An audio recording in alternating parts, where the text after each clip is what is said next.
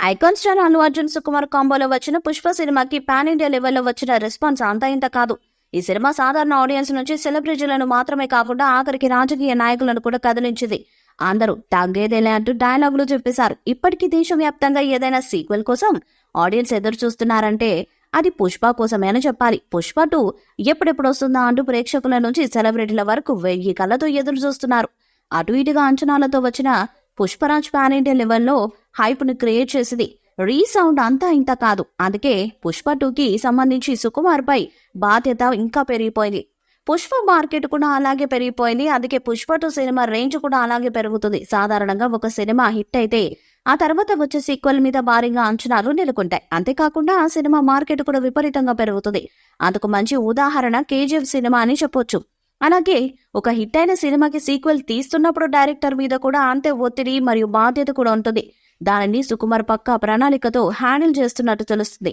నిజానికి అసలు కథ పుష్ప రూల్లోనే ఉంటుందని అందరికీ తెలిసిందే. సిండికేట్ ని తన చేతుల్లోకి తీసుకుని పుష్పరాజ్ ఎంత ఎదిగాడు, ఎంత పవర్ఫుల్ గా మారాడు అనే విషయాలు ఈ సీక్వెల్ లోనే ఉంటాయి. తాజాగా ఈ మూవీ గురించి ఒక క్రేజీ న్యూస్ చక్కర్లు కొడుతుంది. రీసెంట్ గా రష్మిక టోక్యోలో పర్యటించింది. అక్కడ శ్రీవల్లిని చూసి తెగ ఖుషి అయ్యారు ఫ్యాన్స్. అయితే వారి అభిమానాన్ని చూసి రష్మిక సైతం ఎమోషనల్ అయ్యారు. ఓ అవార్డు ఫంక్షన్ కోసం అక్కడికి వెళ్లిన ఈ బ్యూటీ పుష్ప 2 గురించి అదిరిపోయే న్యూస్ చెప్పింది.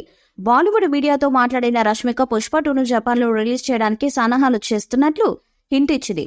పైగా మేకర్స్ ఆ వైపు అడుగులు వేస్తున్నారని చెప్పి అక్కడి ఫ్యాన్స్ ను ఖుషి చేసింది. చూస్తుంటే పుష్పరాజ్ రూలింగ్ పాన్ ఇండియాలోనే కాదు పాన్ వరల్డ్ లో ఉండబోతుందని తెలుస్తుంది. ఇటీవల ఇంటర్వ్యూస్ లో రాబోయే సీక్వెల్ గురించి అభిమానులకు పలు విషయాలను వెల్లడించారు.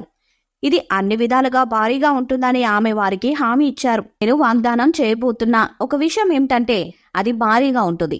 మేము మధ్యలో ఉన్నాము. మేము ఒక భారీ పాట సీక్వెన్స్ ని చిత్రీకరిస్తున్నాము. నేను తిరిగి వెళ్ళినప్పుడు నేను మరొక పాటను చిత్రీకరిస్తారు అని చెప్పారు. జపాన్ లో ఒకేసారి విడుదల చేసే అవకాశంతో సహా పుష్ప 2 కోసం రాబోయే విడుదల ప్రణాళికను టీజ్ చేయడం ద్వారా మందన అంచనాలను పెంచారు. ఆమె మాట్లాడుతూ మేము పుష్ప 2ని విడుదల చేసిన అదే రోజున జపాన్ లో విడుదల చేస్తాము.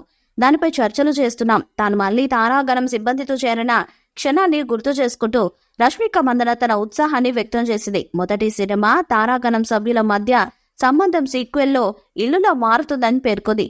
పుష్ప 2 మీద భారీ అంచనాలు నెలకొన్నాయి. మరి పుష్ప 2 ఎలాంటి హిట్ అవుతుందో చూడాలి. ఈ వీడియోపై మీ అభిప్రాయాన్ని కామెంట్ బాక్స్ లో తెలియజేయండి. వీడియో మీకు నచ్చితే లైక్ చేయండి, షేర్ చేయండి, కామెంట్ చేయండి. మరిన్ని అప్డేట్స్ కోసం మన ఛానల్ ని సబ్స్క్రైబ్ చేయండి. అలానే పక్కనే ఉన్న గట్టి సింబల్ గట్టిగా కొట్టండి.